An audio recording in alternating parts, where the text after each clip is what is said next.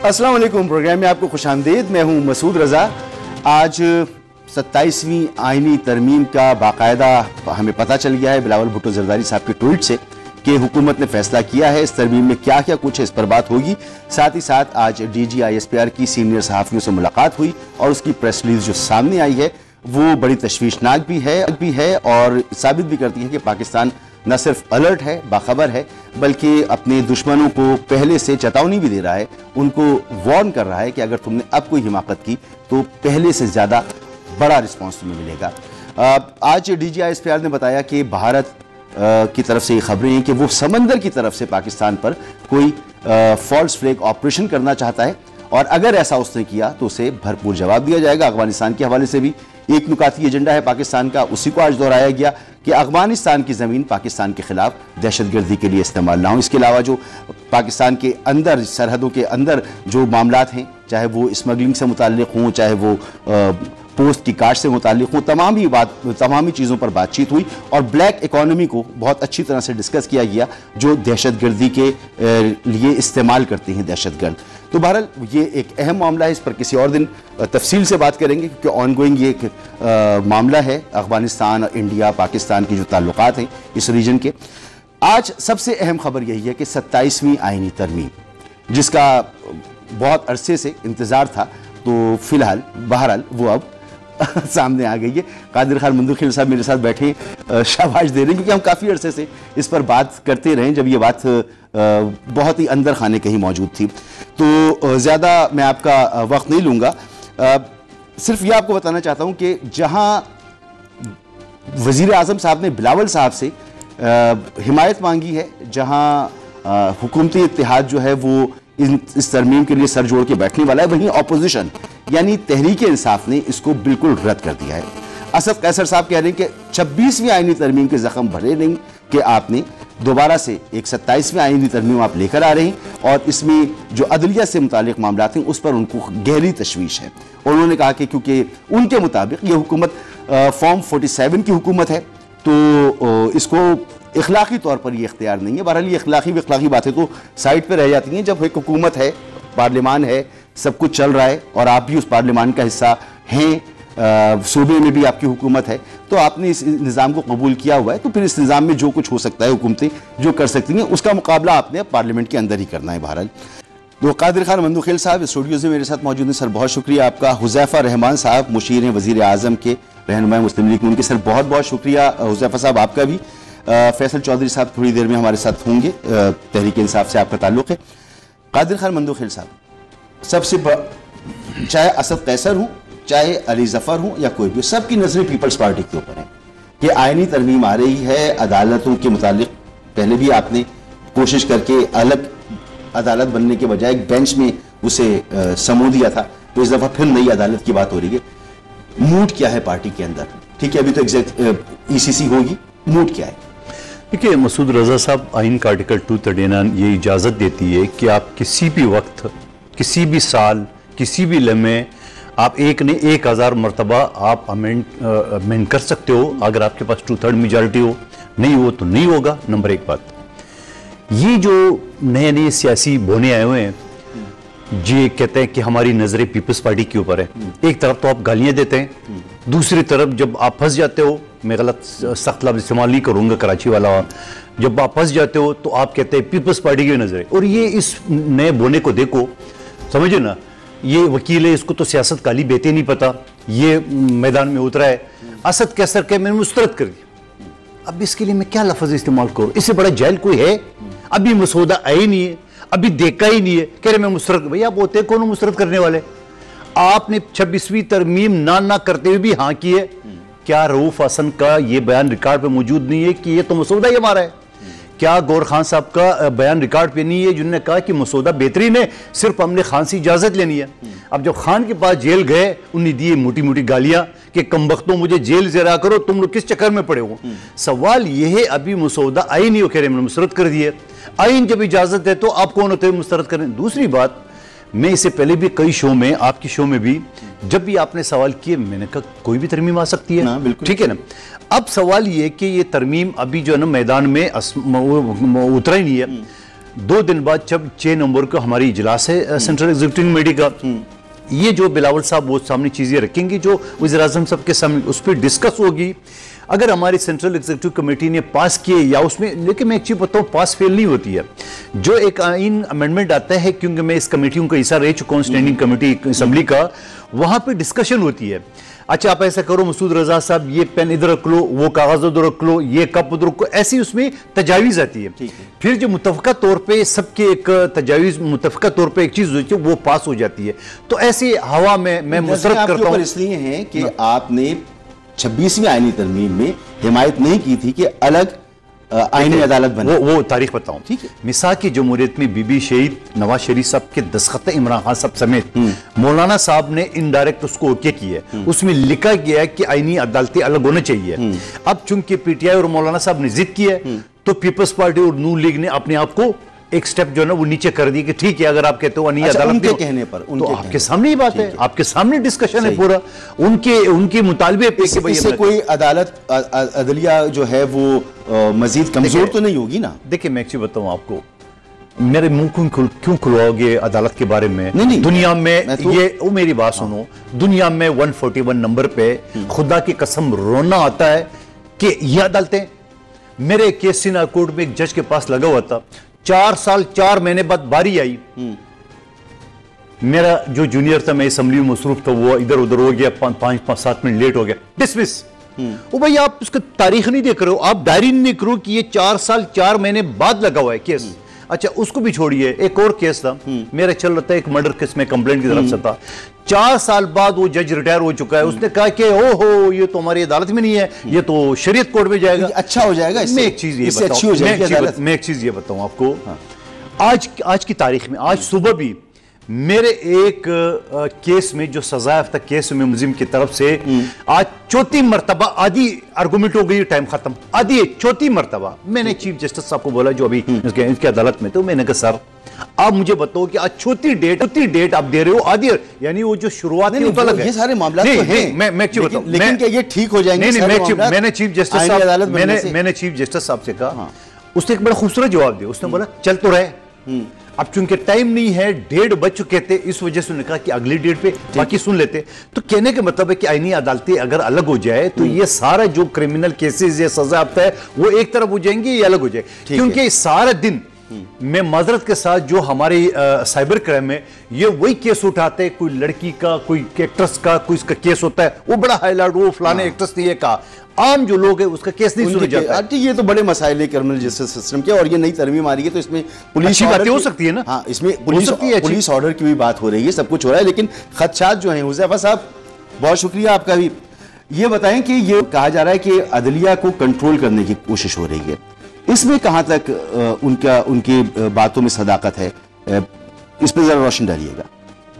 जी बहुत शुक्रिया जी। कोई अदलिया को कंट्रोल करने की कोशिश नहीं की जा रही। 27वीं आईनी तरमीम बेसिकली 26वीं आईनी तरमीम की कंटिन्यूशन है, और जो 26वीं आईनी तरमीम में कुछ लकुनाज रह गए थे, कुछ लीगल एक्सपर्ट्स की जानिब से, कुछ लीगल फर्टिनिटी की जानिब से, इवन के जजेस की जानिब से कुछ इनपुट्स आई, बाय अटॉर्नी जनरल ऑफिस बार बार बताया गया कि ये चीजें इस तरीके से अगर हों तो ज्यादा बेहतर है। आपको बल्कि याद होगा कि जो आईनी कोर्ट के बेंच के सरबराह हैं अमीरुद्दीन खान साहब, उन्होंने इवन के बेंचों की तश्कील के हवाले से भी नुक्ता उठाया कि मेरे पास अख्तियार होना चाहिए, लेकिन जाहिर है कुछ चीजें जो है वो 26वीं आईनी तरमीम में रह गई थी। तो अब जाहिर है अगर हम 27वीं आईनी तरमीम लेकर आते हैं तो उसका मकसद यही है कि 26वीं आईनी तरमीम के जो लकुनाज है उनको दूर कर लिया जाए। आपको याद होगा जब 17वीं आईनी तरमीम आई थी तो 18वीं आईनी तरमीम को लाना पड़ा था, क्योंकि जाहिर है बहुत सारी चीजें जो 17वीं आईनी तरमीम में रह गई थी उसको फिर 18वीं आईनी तरमीम में दुरुस्त किया गया। तो एक तो बात यह है कि जुडिशरी, अगर मैं ये कहूं कि जुडिशरी के मुतालबे पर 27वीं आईनी तरमीम आ रही है तो गलत नहीं होगा कि 26वीं आईनी तरमीम के कुछ लकुनाज को दुरुस्त कर लिया जाए। बाकी बात रही कि जो एनएफसी अवार्ड है 18वीं आईनी तरमीम के हवाले से चीजें हैं, कुछ शिके हैं, और कुछ चीजें जो चेयरमैन बिलावल साहब ने आज ज़ाहिर ट्वीट की हैं, तो ज़ाहिर उनका ट्वीट करना एक जिम्मेदार पोजीशन पर है, वो बातें वैसी ही हैं जैसे उन्होंने ट्वीट की हैं, तो उस पर ज़ाहिर डिबेट की जा सकती है। पीपल्स पार्टी का अपना नुक्ता नजर हो सकता है, एमक्यूएम की भी राय हो सकती है। अभी जो मैंने गुफ्तगू सुनी है कादिर साहब की, वो तो लगता है कि अभी बैठेंगे, बात करेंगे, संजीदगी से देखेंगे चीजों को, और मुझे लगता है कि अब उनका वोट है आपकी तरफ, जो अभी तक मुझे अंदाजा हो रहा है। आगे तो जब ईसीसी होगी तो पता चलेगा। ये जो जजेस के अपॉइंटमेंट का मामला है, ये पार्लिमानी कमेटी क्या करेगी, तरीक़ाकार तब्दील हो जाएगा, तो इससे पार्लिमान की बालादस्ती हो जाएगी, सियासी लोगों की बालादस्ती हो जाएगी। देखिए, इससे आवाम की बालादस्ती होगी। पार्लियामेंट बेसिकली जमहूर से निकला है और जमहूर जो है वो आवाम हुआ करते हैं। और पार्लियामेंट के अंदर आज पीएमएलएन या पीपल पार्टी की मेजोरिटी है, कल क्या पता किसी और जमात की हो। आज से 3 साल पहले जो है पीटीआई की मेजोरिटी थी। तो अगर लोगों के 26 करोड़ लोगों के जो मैंडेट के साथ जो लोग इस पार्लियामेंट में बैठे हुए होते हैं, अगर वो लोग डिसाइड करेंगे मुल्क में इंसाफ का निजाम कैसे होगा, और अगर एक जज का नाम पार्लियामेंट में डिस्कस हो, let's say for the sake of argument he is from Dera Ghazi Khan, तो मुझे उसकी इची बिची पता होगी। और अगर मेरे पास उसकी तैनाती के वक्त पार्लियामेंट में कहने को कुछ नहीं होगा, तो मेरे ख्याल से उसके पूरे कैरियर पे मैं फिर कभी बात नहीं कर सकूंगा, और वही कार्निलियस साबित होगा, वही राणा भगवान दास बनेगा। तो बेसिकली ये पूरी दुनिया में पार्लियामेंट बिल्कुल पार्लियामेंट का बिल्कुल इस्तेहकाक होता है। लेकिन कादिर खान मंदोखिल साहब बैठे 10 मरतबा हमारे शो में और मुख्तलिफ जगहों पर ये गुफ्तगू करते हैं कि ये तो इलेक्शनी फ्रॉड थे। देखिए, जो ये बात आपके इत्तेहादी हैं, सामने बैठे नहीं, मैंने ये नहीं कहा। भाई हैं, कादिर मंदोखिल साहब आपने कहा ना क्या मियां साहब जीते थे, मुकम्मल कर लूं,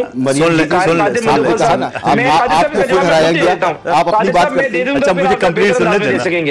कादिर साहब मैं जरा जवाब दे दूं पूरा, फिर आप अच्छे नहीं, ये मेरी बातों को गलत कोट करे हुजैफा साहब, मैं करेक्ट कर रहा हूं। जी, मैं नहीं वही अर्ज कर रहा हूं। पहली बात तो ये कि अगर आज के पार्लियामेंट में किसी हल्के के रिजल्ट पे कोई उंगली उठा रहा है, तो 2018 में पीपल्स पार्टी और हम पूरे मुल्क के रिजल्ट पे उंगली उठा रहे थे कि आरटीएस से, लेकिन तब भी वो पार्लियामेंट मौजूद थी, 4 साल रही। देखिए, जमहूरियत के अंदर इस तरह के फेजेस आते रहते हैं, कभी किसी को शिकवा होता है, कभी किसी को शिकवा होता है, लेकिन अगर आप पार्लियामेंट को सुप्रीम कर जो तमाम इदारों की मां है वो मजबूत हो जाए, वही पार्लियामेंट वजीर आजम बनाती है, वही वजीर आजम आर्मी चीफ लगाता है, वही पार्लियामेंट आपका चेयरमैन एफबीआर लगवाती है ज़रा वजीर आजम के थ्रू। तो अगर वो पार्लियामेंट जजेस को लगाएगी तो मेरे ख्याल से इससे बेहतर कोई फॉर्म नहीं हो सकता। आईनी ओहदे हैं ना सर, जो आईनी ओहदे हैं वो तो होते इसलिए ना कि इंडिपेंडेंटली काम करें वो इदारे। ये पिलर इंडिपेंडेंटली काम, ये पिलर है रियासत के इंडिपेंडेंटली। आप इसको इस तरह कह सकते हैं कि आईनी ओहदे बिल्कुल इंडिपेंडेंट तरीके से काम करें। देखिए, हमने अच्छे लोग ही लगाने हैं। अगर पार्लियामानी कमेटी बनेगी तो उसमें अपोजिशन की नुमाइंदगी भी होगी, सारी जमातों की नुमाइंदगी होगी, तो आप गोरे न्याब लेकर आए और उनको लगाएं और वो इंडिपेंडेंट तरीके से काम करें, अपनी इंटेग्रिटी को कंप्रोमाइज ना करें। अगर पार्लियामेंट में कादिर मंदोखिल साहब का लगाया हुआ ये रिकमेंडी जज अच्छा परफॉर्म कर सकता है, तो साकिब निसार ने अगर कोई लगाया है या साजोई साहब ने लगाया है, जिस तरीके से वो अच्छा परफॉर्म करें तो ये भी अच्छा परफॉर्म करेंगे। अगर हम ये कहेंगे चूंकि इफ्तिखार चौधरी साहब से पार्टी को एतराज था, इसलिए उनके लगाए हुए सारे जज फारिग होने चाहिए, और नून लीग को एतराज था जो साकिब निसार पर या आसिफ खोजा पर, उनके लगाए हुए जजेस फारिग होने चाहिए। ये तो आप खुद मान रहे हैं ना हुजैफा साहब कि ये मसला रहता है कि आप पीपल्स पार्टी पे इल्जाम लगाते हैं, पीपल्स पार्टी आप पे इल्जाम लगाती है, आप लोग पीटीआई पे लगाती है, पीटीआई आप सब पर इल्जाम लगाती है। इस मसले का हल तो नजर नहीं आ रहा ना इसमें। हल मैं दे रहा हूं आपको, अगर आप इजाजत दें। साकिब निसार या आसिफ सईद खोसा या इफ्तिखार मोहम्मद चौधरी साहब के लगाए हुए जजेस पे एतराज हो सकता है, लेकिन पार्लियामेंट एक सुप्रीम इदारा है, पार्लियामेंट वो बोझ बर्दाश्त कर सकता है। पार्लियामेंट जिसको लगाएगा, मेरे ख्याल से उसकी इंटेग्रिटी और उसकी जो ज़ाहिर शख्सियत है वो उन तमाम लोगों से बेहतर होगी जो इस वक्त आईनी जिस तरीके से लगे आ रहे हैं। सुप्रीम कोर्ट में मोनोपोली है, अगर एक चैम्बर का एक बंदा किसी अदालत में पहुंच जाए, हाई कोर्ट में या सुप्रीम कोर्ट में, तो वही लोग फिर आगे आते हैं। हुजैफा साहब, मैं आपसे बिल्कुल इत्तेफाक करता हूं, लेकिन कादिर खान मंदोखिल साहब, इन इलेक्शंस के बारे में कई मरतबा हमारी बातचीत हुई है और इलेक्शंस के हवाले से मतलब क्या लड़वाना चाह रहे हो?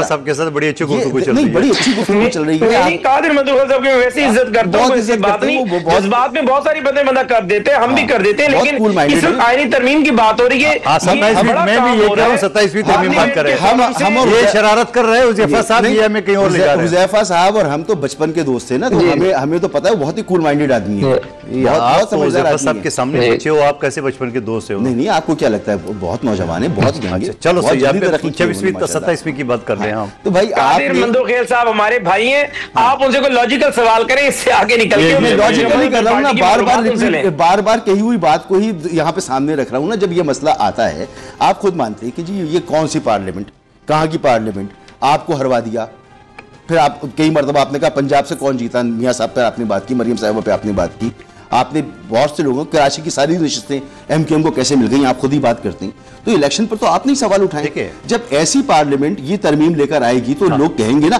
कि भाई जो पार्लियामेंट की हुकूमत के इत्तेहादी हैं वो इस पर एतबार नहीं रखते। तो हम कह रहे हैं कि जी ये तो अपना तसल्लुत कायम करने के लिए कर रहे हैं। आप वही पीटीआई वाली बातें कर रहे हो। मैं कर रहा हूँ। हाँ हाँ हाँ, पीटीआई वाली बातें करो। एक तो असद कैसर साहब की बात सुने, हम मुस्तरद करते हैं, वही अब है कौन मुस्तरद करने वाला? अभी आई वो भाई छोड़े ना, बड़ी पार्टी है कौन सी पार्टी है? नहीं है, अब वजूद है। अरे वो खामखा किसी के नाम पे लगा, ठीक है मुझे आगे ले जाने दे। दूसरी बात ये पाकिस्तान की 25 करोड़ आवाम ने ये डिबेट नहीं करना है कि ये 27वीं तरमीम ठीक है या गलत। जो नुमाइंदे चुने चाहे वो गलत हो या सही, मैं आप वाली बात कर रहा हूँ। मेरी जगह पे मुखबिर खास को बिठाया गया, मैं अगले इलेक्शन का इंतजार कर रहा हूँ। मुखबिर खास मुस्तफा कमाल, ठीक है ना, वजीर है इस वक्त। अरे यार जो भी है ना, समझे ना, बात ये है कि अब वो जारी बात है, ये बल्दिया टाउन NA 242 वाले जो है ना डिसाइड नहीं करेंगे, अब वहां मुस्तफा कमाल साहब डिसाइड करेंगे, अच्छे बुरे जाली असली वही करेंगे। इसी तरह खैबर पख्तूनख्वा में मौलाना साहब के सारे फॉर्म 47 के अच्छे बुरे सारे अब वही फैसला करेंगे। देखिए अब जो पार्लियामेंट है, जो 336 के अरकान है, अब ये पाकिस्तान की आवाम ने उनको मैंडेट दिए नहीं दिया है। अगर नहीं दिए तो 2018 में जनरल फेज ने क्या किया टी सिस्टम, उससे पहले की देख ले, हर हुकूमतों पे हर जगह पे ये ऑब्जेक्शन होती है। और मैं खुद ये कहता हूं कि इलेक्शन कमीशन ने पिक एंड चूज किया, मैं रिपीट कर रहा हूं, ठीक है। लेकिन सवाल ये कि क्या ये 27वीं तरमीम आप जाके कोई मज़ार कायद पे या मीनार पाकिस्तान पे आवाम को बुला के उधर करेंगे? बताओ क्या करना है। ये तो फिर जो नुमाइंदे है, चाहे वो असली है जाली है, फॉर्म 7 है 45 है, ये अब छोड़िए, अब वो उन्होंने डिसाइड करना है। लेकिन सवाल ये, आप मीडिया वाले तो चस्के ले रहे हो, आप चस्के ले रहे ना, ठीक है। अब सवाल ये अभी मैं मतीउल्लाह जान साहब के साथ रिकॉर्डिंग में बैठा हुआ था, अगर ये तरमीम में ऐसा हो गया, 243 में ऐसा हो, मैंने कहा यार मफरूजे पे सारा टॉक शो क्यों कर रहे हो? 2 दिन सब्र करो, आज ऑन रोड, फिर मैं हकीकत पे कर रहा हूं, आपसे और हुज़ैफा साहब दोनों से पूछता हूं। हाँ, दोनों से पूछो। ये पीडीएम क्यों बनाई थी? मैं जवाब दूं जी इसका। पीडीएम इसलिए बनी थी, इलेक्शन गलत हुए थे, एक हुकूमत मुल्क को सही से चला नहीं पा रहा था। इस वजह से हमने पीडीएम बनाई थी। जो पीडीएम बनाई थी, जो इमरान खान साहब की अंडे कट्टे मुर्गियों की 26,000 अरब वो ले चुके थे कर्ज 3 साल में। और पुख्तनख्वा के सूबे का आपके सामने आज भी टीटीपी को बता दे रहे हैं। मैं लाइशो में कहता हूं हर जगह पे, आज भी पीटीआई के MNA MP वजीर मुशीर और ब्यूरोक्रेसी टीटीपी को नहीं, मैं बता दे रहे थे। और वहां पे उस वक्त जो किया था, यकीनन महंगाई का एक तूफान था। तो पीडीएम आप के इलेक्शन को भी नहीं मानते थे ना, चैलेंज करते थे ना पीडीएम में।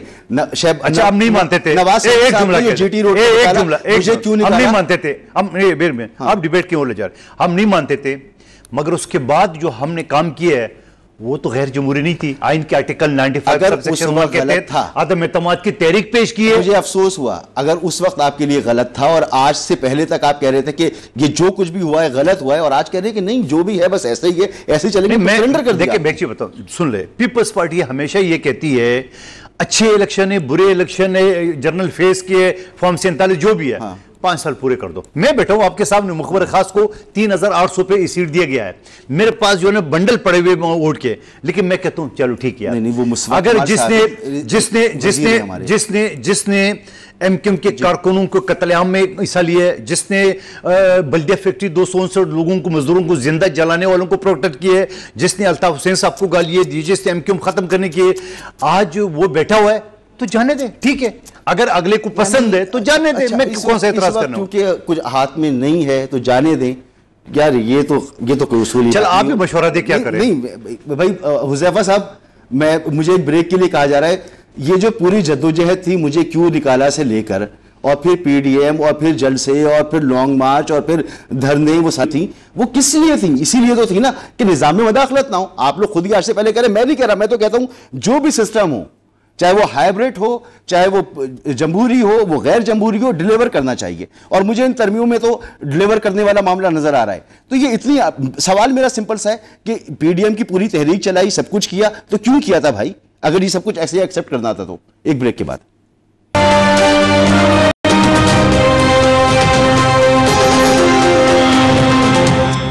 Welcome back. हुज़ैफा रहमान साहब, ब्रेक से पहले जो बात हो रही थी उस पर अगर आप कुछ कहना चाहें तो मुख्तसरन आप ज़रूर कह लीजिएगा। अच्छा, अगर आप इजाज़त दें, फैसल चौधरी साहब आ गए, हम उनका बहुत देर से इंतज़ार कर रहे थे। फैसल चौधरी साहब, बहुत शुक्रिया, आप वक्त दिया आपने। बात हो रही थी यहाँ पर कि ये अदलिया जो है उसके हवाले से तहरीक इंसाफ कह रही है कि जी एक मरतबा फिर उसकी आज़ादी पर हमला है। इधर दोनों मेहमान कादिर खान मंदूखेल साहब और हुज़ैफा साहब कहने वही पार्लियामान है, पार्लियामान के पास इख्तियार है तरमीम करने का और हम अपना आइनी इख्तियार इस्तेमाल कर रहे हैं। किसी को इसमें क्या मसला हो सकता है? अगर रोकना है तो पार्लियामेंट में आके रोक लीजिए। सबसे पहले तो मैं माज़रत ख्वाह हूँ, थोड़ा मैं लेट हो गया एक जगह पे। बात ये है कि ये जो पार्लियामान है, ये जो कॉन्स्टिट्यूएंट असम्बली होती है, जो ये काम करने जा रहे हैं, उसमें पहला सवाल ये है कि क्या इन दोनों पार्टियों ने अपने मंशूर में रखा कि ये हमने आइन का इस तरह से हुलिया तबाह करना है, हमने इस तरह से अदलिया का इदारा जो है फारिग करना है, हमने इस तरह से जो है 18वीं तरमीम को रिवर्स करना है, हमने इलेक्शन कमीशन जो है वो अपनी मर्जी, या तो अगर ये इतने जमहूरी लोग बनते हैं जो कि ये बिल्कुल नहीं है, तो ये उसके मंशूर के ऊपर इलेक्शन लड़के आए हैं, ज़ाहिर नहीं लड़के आए। अब जो आइन का हुलिया ये बिगाड़ रहे हैं अपनी मर्जी मंशा से, उसके लिए तो इनके पास मैंडेट नहीं है। इनके पास अभी भी जो इनका मैंडेट है उस पर तो लेजिटिमेसी के ऊपर एक बहुत बड़ा सवालिया निशान है। तमाम थर्ड पार्टीज और इंटरनेशनल नेशनल मीडिया ने 2024 के इलेक्शंस को तारीख के मोस्ट जो है वो करप्ट इलेक्शंस करार दिया है। इसका तो कादिर मंदूखेल खुद गवाह है कि जो ये जिस तरह से इलेक्शन हुए हैं, इनकी अपनी सीट के साथ जो कुछ हुआ है, तो ये किस तरह से कह सकते हैं। और अब तो अदलिया के पास जो है वो आज कह रहे हैं कि ठीक है ये इलेक्शन वो कहते रहे, लेकिन पिछला इलेक्शन भी तो ठीक नहीं था, हमने उसको कबूल किया था और पार्लियामान को कबूल किया था, तो आप इस दफा नहीं, ये फॉल्स इक्विवेलेंस है, ये फॉल्स इक्विवेलेंस है। ये पिछले इलेक्शन और इस इलेक्शन में कोई है ही नहीं है। ये तो और दलील नहीं होती तो फिर पिछली तरह ले आते हैं। गुजारिश ये है कि अब तो जजेस के पास बददुआ और दुआ देने के अलावा कोई इख्तियार नहीं रह गया। वो तो अब तो जजेस जो है वो बिल्कुल ही आप समझें कि वो फारिग हो चुके हैं और कॉन्स्टिट्यूशनल कोर्ट सुपरा पार्लियामेंट इदारा बनेगा।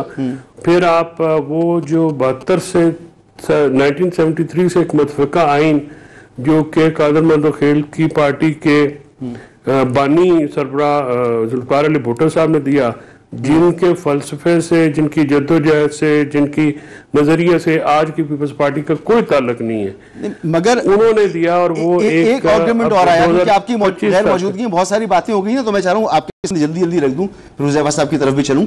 ये अब मैं इजाजत चाहूंगा कि मुझे ही बोलने दें। मुझसे एक बात सुन लीजिए। आपको पूरा टाइम है चौधरी साहब, बोलिए, आज खुल के बोलिए। आप भी सिग्नेटरी हैं सीओडी के, और सीओडी में यह बात थी कि आईनी अदालतें अलग होंगी, तो इमरान खान साहब भी उसके सिग्नेटरी थे, तो ये अब कर रहे हैं, तो क्या हर्ज है फिर? सीओडी की वो शिक दिखाई है जिसमें यह था कि आईनी अदालतें अलग होंगी और कितनी देर के लिए होंगी। जनाब वो सनसेट क्लॉज के साथ थी। ठीक है हुज़ैफा साहब। और 18वीं तरमीम जब हो रही थी, जी 18वीं तरमीम मसूद जब हो रही थी, तो तब ये कॉन्स्टिट्यूशनल कोर्ट्स का क्यों ख्याल नहीं आया? तब आज 17 साल गुजरने के बाद सीओडी की कौन सी शिक ऐसी है जिसको ऑनर किया दोनों पार्टियों ने? कौन सी ऐसा उसका जो है उसके ऊपर ये कारबंद रहे? इन्होंने तो धज्जियां उड़ा दी हैं सीओडी समेत सियासी अखलाकियात की, आइन और कानून की। ये किस मुंह से अपना बात करते हैं? दोनों पार्टियों ने मिलकर पाकिस्तान के साथ के आइन के साथ वो किया, इतना तो आमरों ने इस तहत आइन को नहीं किया जितना इन्होंने कर दिया। मैं हुज़ैफा साहब से, हुज़ैफा साहब अब मैंने चौधरी साहब की गैर मौजूदगी में उनका मौक़िफ़ आपके सामने रखने की कोशिश की, अब वो खुद ही रख रहे हैं अपना मौक़िफ़ आपके सामने। कह रहे हैं जी लेजिटिमेसी के सवाल आते हैं आपका तो ये मंशूर में ही नहीं था कि आपने ये सब कुछ करना है, और कौन सी सीओडी की शिक है जिसके तहत आप ये दोनों को ऑनर करने के चक्कर में हैं? जी, मैं गुजारिश ये करूं कि बिल्कुल आप डेविस एडवोकेट रहे फैसल चौधरी साहब की गैर मौजूदगी में।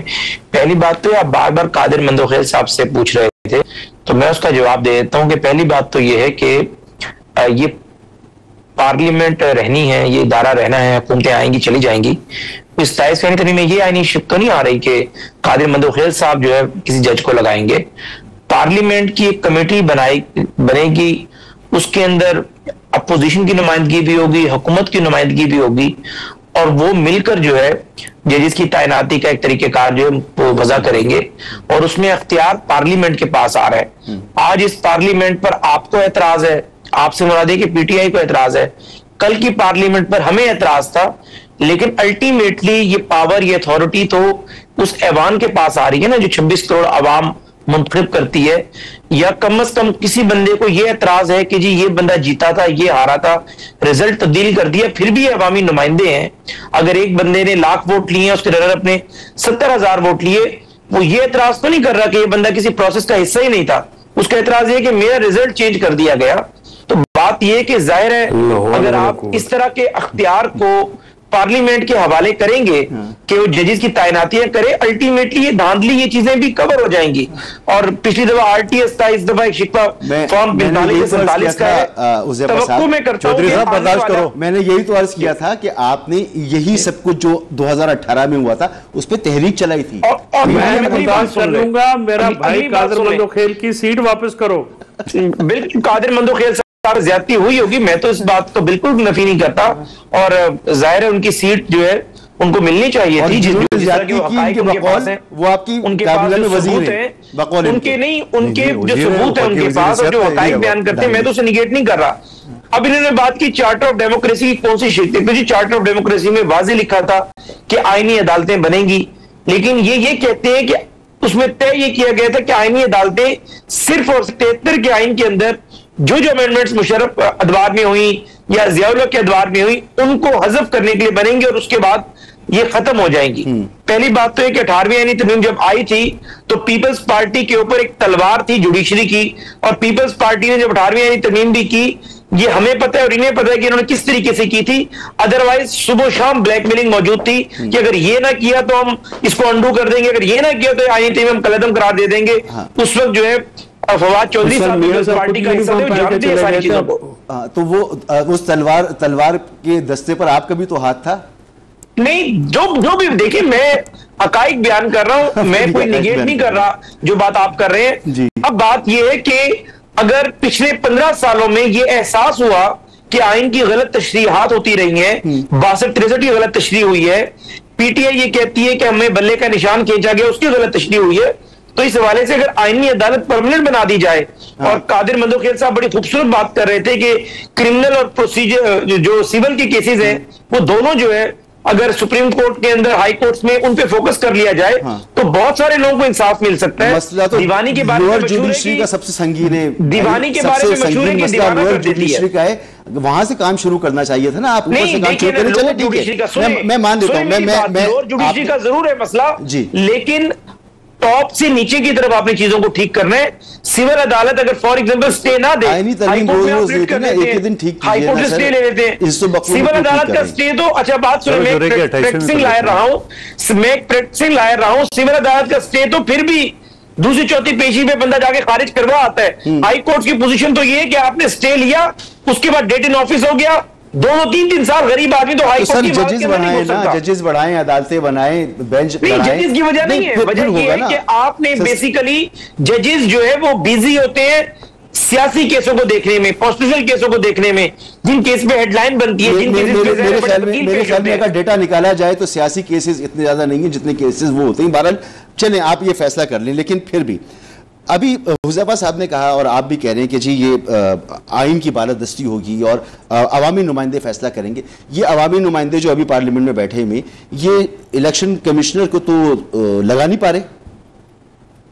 लगा लेंगे, आपको क्या जल्दी है? अब उसके लिए आप आईनी तरमीम में लेकर आ रहे मामला, तरमीम करनी पड़ेगी आपको। देखिए मैं बताऊँ,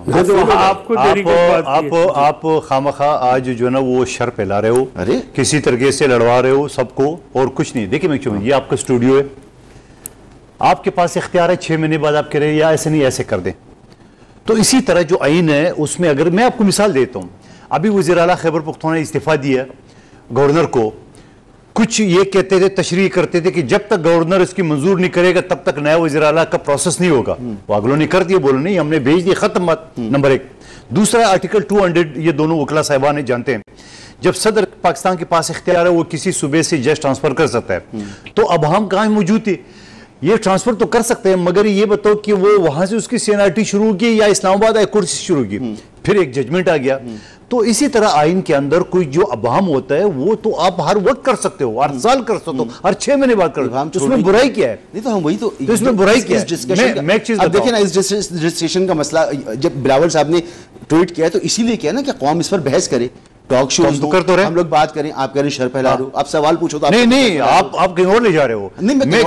देखिए मैंने आपको एक छोटा सा मिसाल दिया आपके स्टूडियो का, आपकी मालकान के पास इख्तियार है स्टूडियो का रंग रोगन 6 महीने बाद बदल दे, हुकूमत है, तो इसी तरह घर नहीं है कि हमारी मर्जी, हमारी जद्दी पुश्ती जायदाद है, जब मर्जी होगी रंग चेंज कर देंगे। जब पार्लियामेंट नहीं ले लें, ये देखो आप कोई और ले गए, जब पार्लियामेंट के पास इख्तियार हो, उसकी अक्सरियत हो, तो वो उसको चेंज कर सकते हैं किसी भी सूरत में। जी आप और असद कैसर उसको मुसरद नहीं कर सकते हो। नहीं मैं मेरी तो मजाली नहीं, वो तो वो कर रहे हैं। चौधरी साहब आप फरमाइए कि स्टूडियो है, हम कभी भी जब तब्दील कर सकते हैं इसके अंदर, वैसे गवर्नमेंट है, पार्लियामेंट में बैठे लोग कभी भी तब्दील कर सकते हैं, ना करें उनकी मर्जी है। नहीं तो आपका स्टूडियो जो है वो वोटों से इलेक्ट नहीं होता ना, आपका स्टूडियो चौधरी साहब आपके स्टूडियो को ग्रांट्स नहीं मिलती जी। आप इशू ये है कि ये जो बात कर रहे हैं, सबसे पहली बात तो ये है कि 26वीं आईनी तरमीम में इन्होंने आईनी बेंच और प्रैक्टिस एंड प्रोसीजर एक्ट जो है वो इंट्रोड्यूस कराया।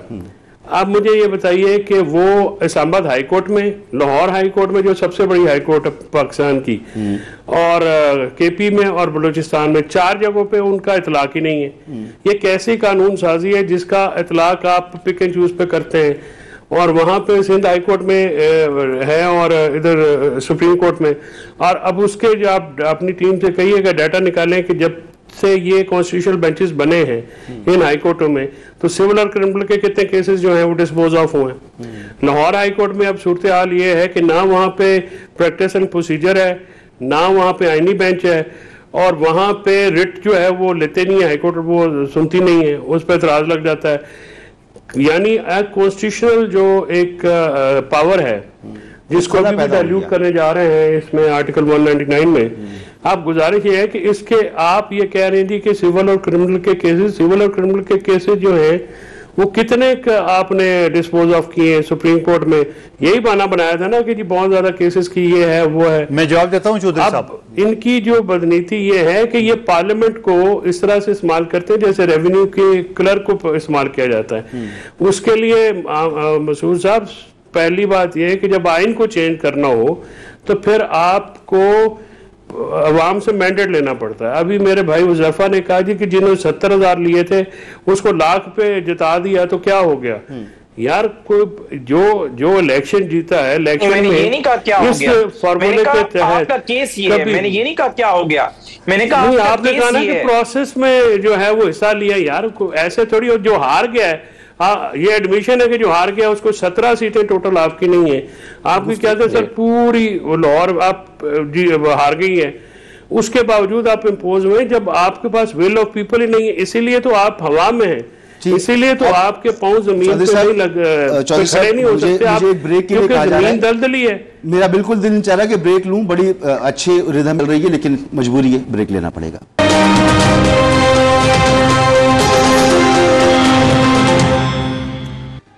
प्रोग्राम में आपको एक बार फिर खुशामदीद।